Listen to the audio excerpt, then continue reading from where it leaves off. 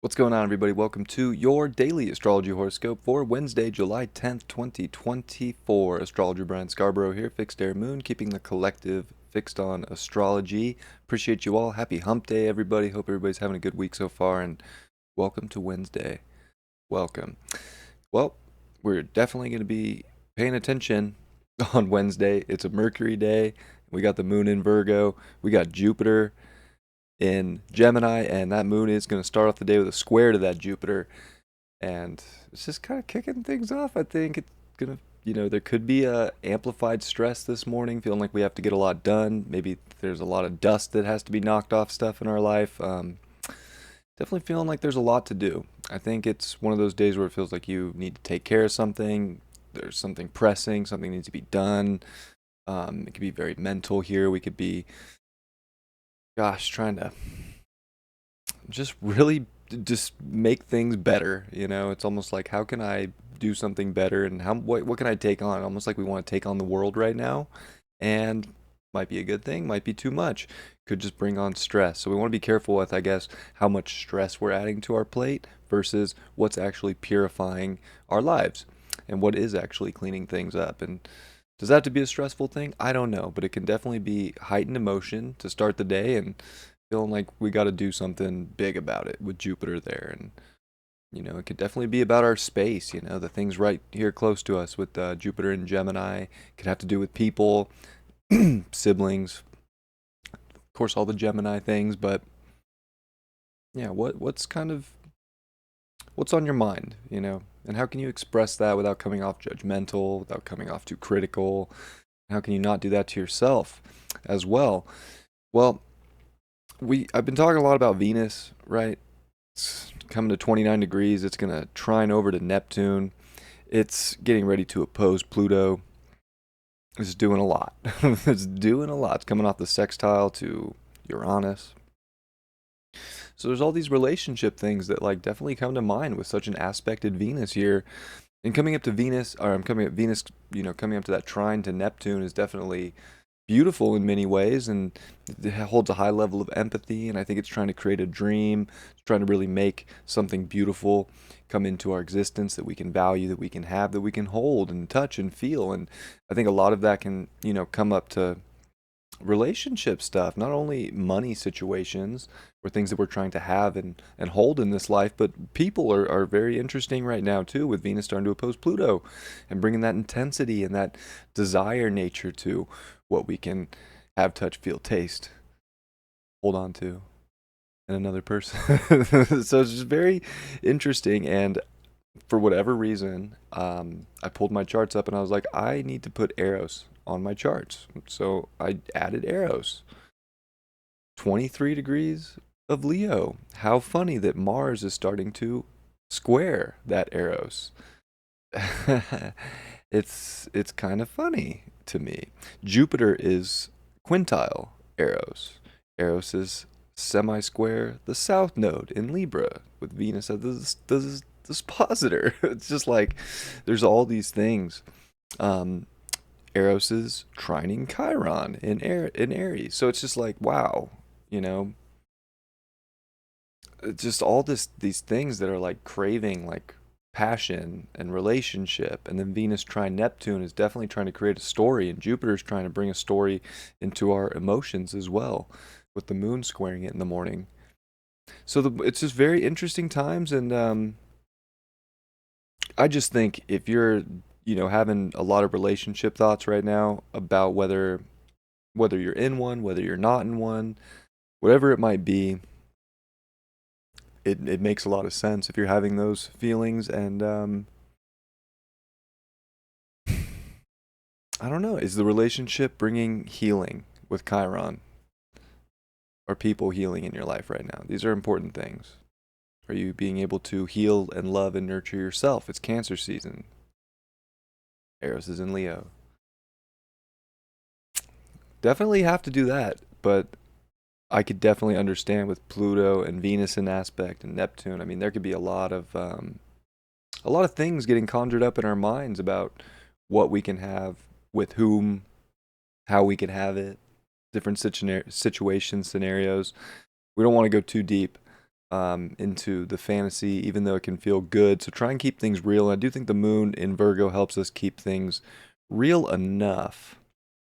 Real enough. But very interesting with Eros where it's at. And even Lilith in the South Node and Juno opposite Saturn. And the moon's gonna sextile the sun later in the day, and it's gonna oppose Saturn, and the sun's trining Saturn. So, I mean, there's like a lot of grounded nature. I feel like Saturn is trying to help ground us, the Virgo moon, the moon in Juno. There's a lot trying to ground us, but it can still be like critical of like getting a fantasy, getting deeper into a merge with the things we want or the people we want, or showing us very, very, very clearly what we don't want and what is not nurturing and supporting our lives, and again, where we need to knock the dust off of things. So, interesting stuff with relationships. Of course, have to bring that up. But we also look at Jupiter today and we see that it's making really good aspects to these nodes, which are about to come to the first decan of Aries and Libra. And Jupiter's now locked into the second decan. So, very interesting, I think, in terms of what we believe about relationships, of course, what we believe about balance and justice and fairness in many ways, what is fair. And I think we need to be open to starting new beliefs about what is fair based on our feelings, based on, what's actually happening, what the truth of situations are. Because behind rose-colored glasses, that's not it. Behind rose-colored glasses with Neptune and Venus, everything can kind of look a little better than it really is. So hopefully, if there's one thing that this moon in Virgo is doing, it's helping us see things clearly. Hopefully not adding stress with the square to Jupiter, and not adding stress too with opposition to Saturn. So there's a lot of potential for stress. And I think too, if stress is based on another person, this is where we gotta really like, we can't be stressed about another person. Like we can, I suppose if we're gonna put stress on our plate, it's because we're trying to better ourselves and get more out of life for ourselves. And that's like one thing, to put on that kind of added responsibility, or just some kind of goals that we want to achieve or hit. That's one thing, but basing our worth and basing our comfort and certain things in life that make us feel good strictly on another person is erratic right now. And even with Eros gonna start squaring over to Uranus, Mercury's gonna be over there in no time. Mercury's zipping. So there's a lot of things we need to liberate. There's a lot of things we do need to clean up. I think Wednesday's a very psychoanalytical day of trying to figure out what we need, what we want, who we want it with, how we want it. And I think that's good because it gives us something, but we got to keep it real at the same time and try not to go too far into Never Never Land or down the rabbit hole of things that we don't have control over, i.e., relationships, other people. So you gotta kind of look at it that way. But for people who are just strictly in great situations with people and everything's going great and that's that, or people that are single and that's that and they're happy, solid, this is going to be, again, heavily related on what feels good to you and what you want to do and what you can clean up, tidy up in your life, and what responsibilities you want to take on in your day-to-day life and your day-to-day routine that's supporting the things that you really want to achieve and make happen, the things that you want to expand on, the knowledge that you want to have, the physical existence that you want to have. So there's definitely a lot on our mind either way. I think for a lot of people, relationships, people are feeling it right now. Whether they want one or just something about another person is just very intoxicating, or the opposite with Venus and Pluto getting ready for their opposition. Like there's either the magnetic pull with Pluto or there's the repulsion.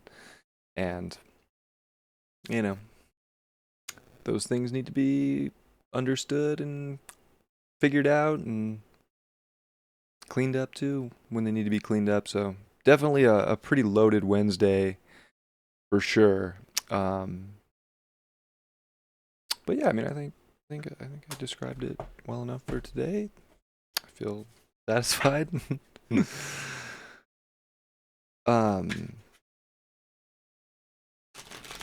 I don't know. I did not plan on like going so deep into relationship stuff for this horoscope, but like it was just one of those things where it was like a little whisper was like arrows. Like, yeah, I don't have it on my chart. It's like arrows. Like, okay, okay. I'll hold stand by. I'll put arrows on my chart. It's like, wow, 23 Leo. Look at that. That's just in the mix of all sorts of things right now. So, just like Venus is coming into Leo here in the next couple days, day and a half. Opposite Pluto. Just came off the sextile to Uranus. Just came off a square with Chiron. Trine to Neptune. Trines with Saturn. Neptune's been a thing, but Venus is just in that spot right now where it's hitting everything, kind of, and it's the dispositor of the South Node in Libra. It's just very interesting. Very interesting. Anyways.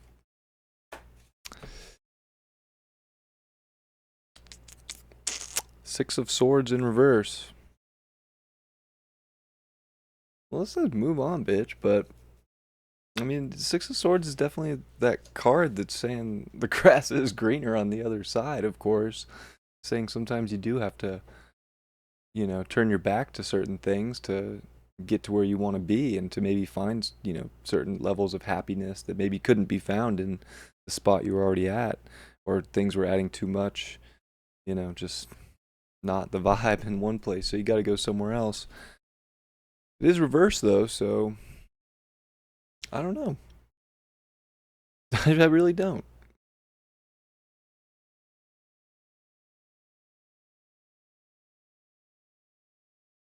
It's an elephant. I was wondering what that was. An elephant getting kicked by a kid. Move on. Ah.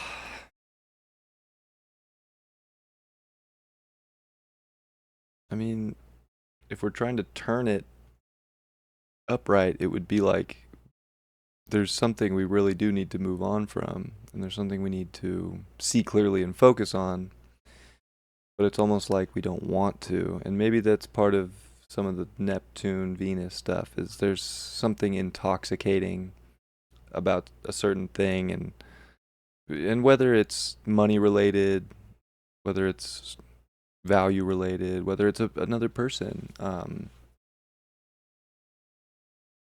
maybe we're trying to see that we really do need to like move on, and we really we're avoiding it. That's kind of what I feel from that card.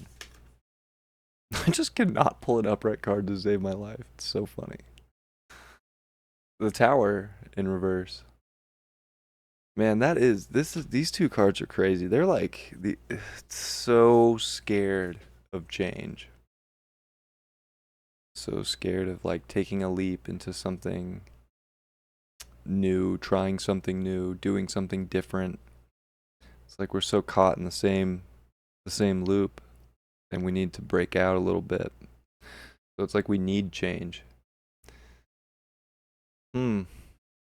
Well, I think it's also saying not to fear the change either. Like it's not worth stressing over. If we need to tidy things up, let's tidy things up. So maybe it's not like crazy crazy, but I feel like there's a little bit of crazy energy that's trying to shift and navigate us to be real and make a certain shift. And it's probably something we've been thinking about for a while. Pulling the major arcana like that kind of makes me think it's it's more important than just a Six of Swords in reverse. Hmm. Interesting day. Definitely feel like it deals with people. Let me know in the comments if it's a people thing for you, or if it's another type of value, or if it's a relationship to self thing that needs to be tidied up. I'd be curious to know what it is for you all who watch. Well, I hope you have a great Wednesday, and I'll see you all tomorrow. Much love. Peace.